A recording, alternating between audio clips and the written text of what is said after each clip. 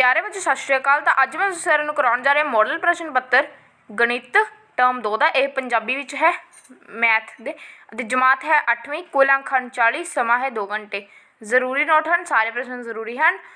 दूजा है भाग ऊड़े विच प्रश्न नंबर 1 तो 4 तक हरेक प्रश्न 2 अंक का है। भाग ऐड़े विच प्रश्न नंबर 5 तो 9 तक हरेक प्रश्न 4 अंक का है। इन्हां प्रश्नों विचों किसी भी 3 प्रश्नों की विचों अंदरूनी छूट होगी। चौथा प्रश्न भाग ईडी विच प्रश्न नंबर 10 और 11 तक हरेक प्रश्न 6 अंक का है। इन्हां सारे प्रश्नों विच अंदरूनी छूट होगी। तो देखो सब तो पहले भाग ऊड़ा है, उसका पहला प्रश्न है दो संख्यावां विच अनुपात 2:5 है।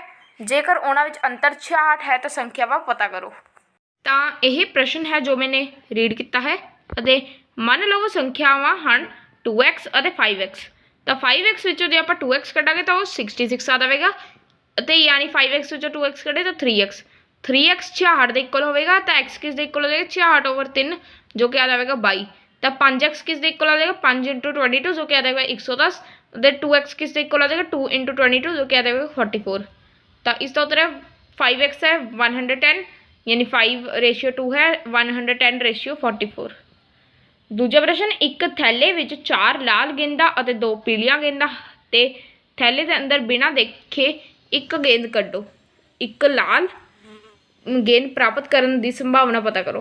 तो देखो कुल गेंदा कितनी हैं 6 और लाल गेंदा की संख्या कितनी है 4, पीलियां गेंदा की संख्या कितनी है 2।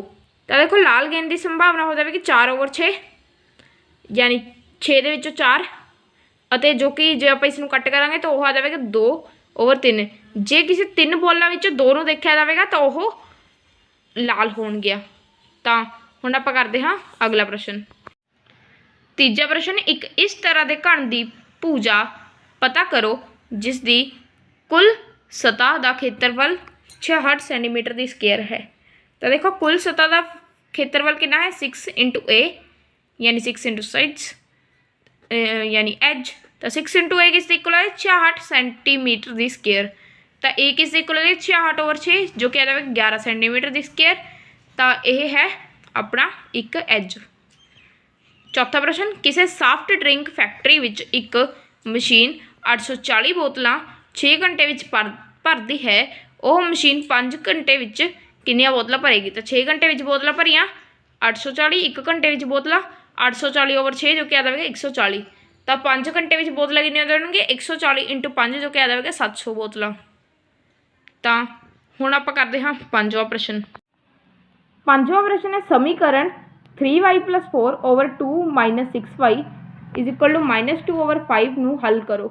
तो यह आपने हल करना है, इसलिए आपां नूं करना है क्रॉस मल्टीप्लाई। तो वह मैंने कर दिता है।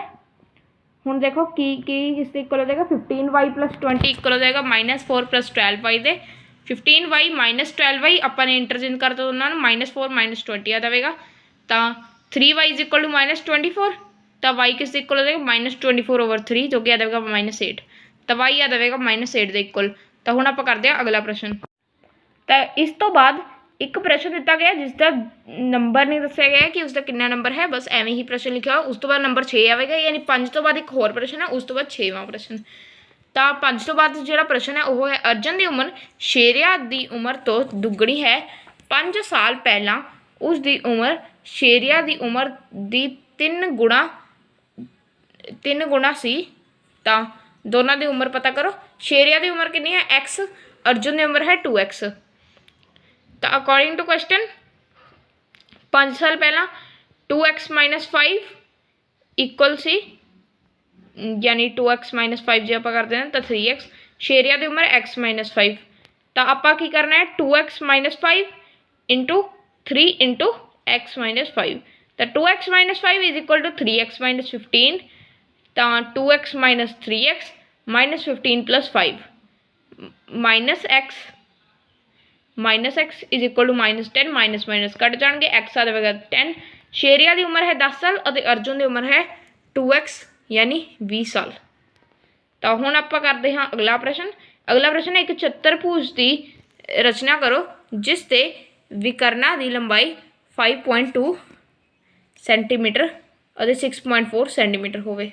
ਤਾਂ ਦੇਖੋ ਇਹ ਮੈਂ ਦੱਸ ਦੇਣਾ ਹਾਂ ਕਿ ਚਤੁਰਭੁਜ ਆਪਾਂ ਮੋਰ ਦੀ ਇੱਕ ਰਚਨਾ ਕਰ ਲਾਂਗੇ ਜਿਸ ਵਿੱਚ MO ਹੋ ਜਾਵੇਗਾ 6 ਸੈਂਟੀਮੀਟਰ, OR ਹੋ ਜਾਵੇਗਾ 4.5 ਸੈਂਟੀਮੀਟਰ ਅਤੇ M ਹੋ ਜਾਵੇਗਾ 60 ਡਿਗਰੀ, O ਹੋ ਜਾਵੇਗਾ 105 ਡਿਗਰੀ ਅਤੇ 105 ਡਿਗਰੀ ਹੈ।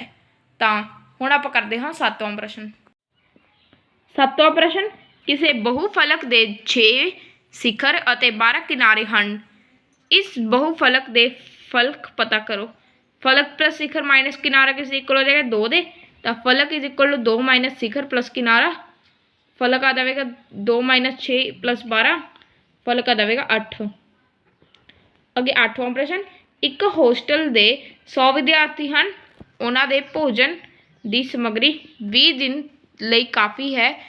ਜੇ ਇਸ ਸਮੂਹ ਵਿੱਚ 25 ਵਿਦਿਆਰਥੀ ਹੋਰ ਆ ਜਾਣ ਤਾਂ ਸਮੱਗਰੀ ਕਿੰਨੇ ਦਿਨ ਚੱਲੇਗੀ। 100 ਓਵਰ 125 ਕਰ ਦੇਣਾ ਹੈ ਜੋ ਕਿ 20 ਓਵਰ x ਦੇ ਇਕੁਅਲ ਹੋਵੇਗਾ। ਤਾਂ ਜੇ ਆਪਾਂ ਕੱਟ ਕਰਾਂਗੇ ਤਾਂ ਸਾਡਾ ਉੱਤਰ ਆ ਜਾਵੇਗਾ 16। ਤਾਂ ਹੁਣ ਤੁਸੀਂ ਸਕਰੀਨ ਉੱਤੇ ਦੇਖ ਸਕਦੇ ਹੋ ਦਿੱਤਾ ਗਿਆ ਗ੍ਰਾਫ, ਯਾਨੀ ਇਹ 9ਵਾਂ ਪ੍ਰਸ਼ਨ। ਦਿੱਤਾ ਗਿਆ ਗ੍ਰਾਫ ਕਿਸੇ ਹਸਪੀਟਲ ਵਿੱਚ ਇੱਕ ਰੋਗੀ ਦਾ ਪ੍ਰਤੀ ਘੰਟੇ ਲਿਆ ਗਿਆ ਤਾਪਮਾਨ ਦਰਸਾਉਂਦਾ ਹੈ।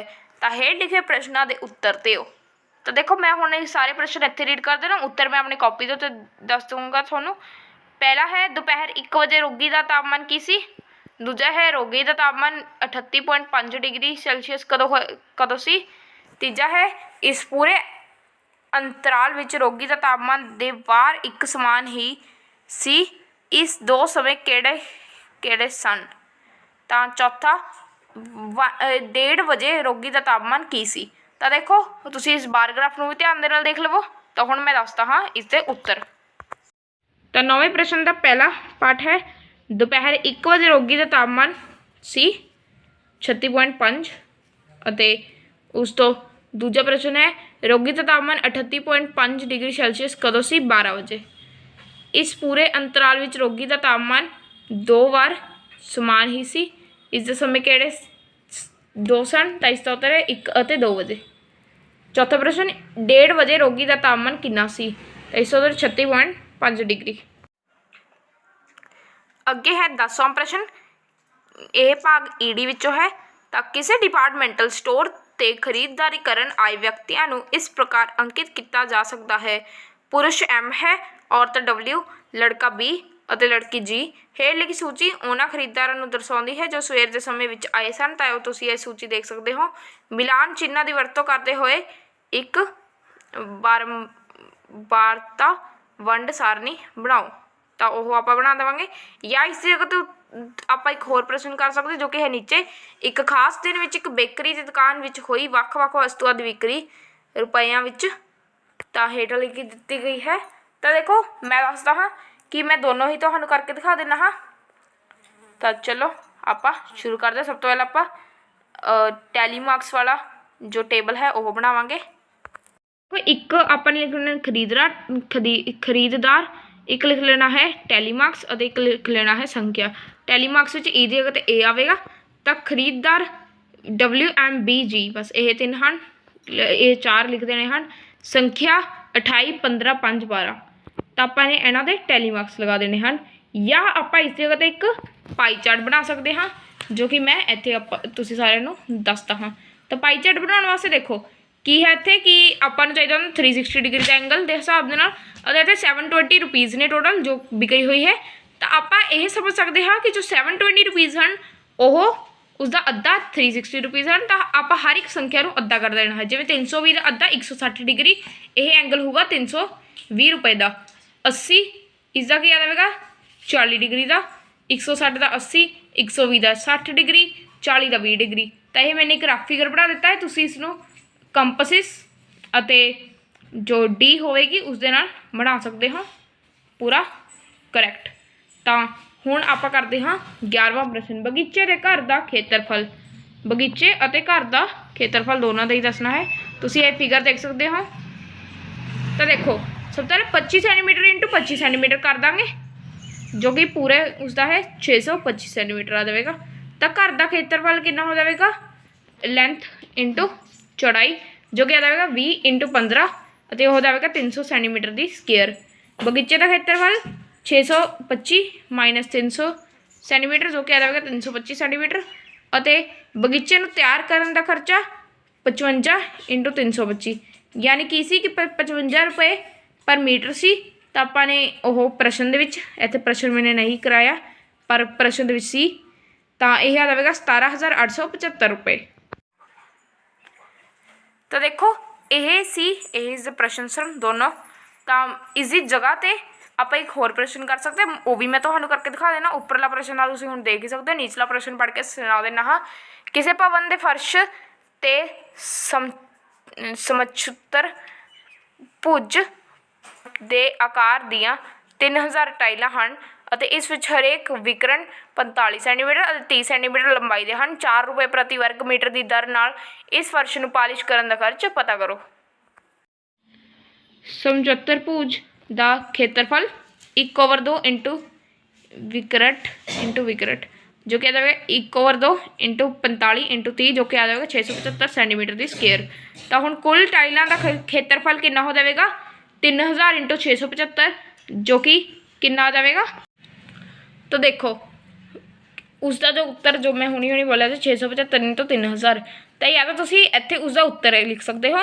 ਮੈਨੇ ਇੱਥੇ ਸਿੰਪਲ ਇਹੀ ਪਾ ਦਿੱਤਾ ਕਿਉਂਕਿ ਇਸ ਤਰ੍ਹਾਂ ਕਟਿੰਗ ਆਸਾਨੀ ਦੇ ਨਾਲ ਹੋ ਜਾਂਦੀ ਹੈ। ਅਤੇ ਮੈਂ ਕਟਿੰਗ ਕਰਕੇ ਜਦ ਉੱਤਰ ਆਇਆ ਤਾਂ ਉਹ ਕਿੰਨਾ ਸੀ 810 ਰੁਪਏ। ਤਾਂ ਅੱਜ ਦੀ ਵੀਡੀਓ ਇੰਨਾ ਹੀ। ਮੈਂ ਤੁਸੀਂ ਸਾਰੇ ਮਿਲੂਗਾ ਨੈਕਸਟ ਵੀਡੀਓ ਵਿੱਚ। ਇਸ ਵੀਡੀਓ ਨੂੰ ਪੂਰੀ ਦੇਖਣ ਦੇ ਲਈ ਧੰਨਵਾਦ।